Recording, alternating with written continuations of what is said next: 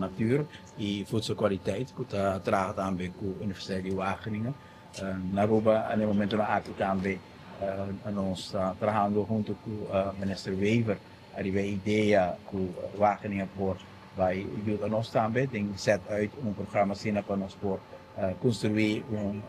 sistema assim na Aruba para nós por plantar também, tem forma mais moderna aqui e forma mais inovadora aqui. Pero no mesmo momento também nós temos uma oportunidade grande, que a Universidade de Wageningen de Aruba e ajuda-nos no processo aqui, que nós podemos fazer algo similar, a maneira que nós fazemos com o no passado, agora que nós temos uma ambição muito grande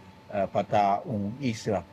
que está liderar em termos de transição de energia, que nós temos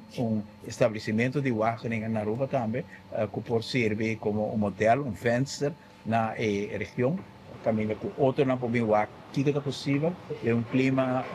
caribense trópico, se nós não podemos plantar aquele sistema aqui, que está produzindo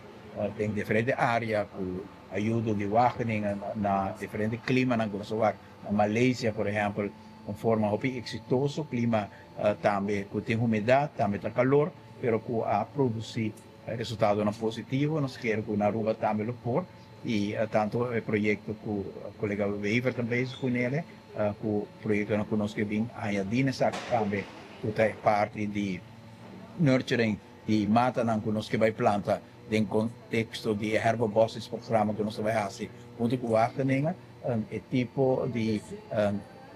crescimento controlado aqui para dar mata chance para crescer e depois vou por plantar tá conceito que seguro lo vai ajudar tem a ambição que nós temos para aumentar a vegetação back na Aruba.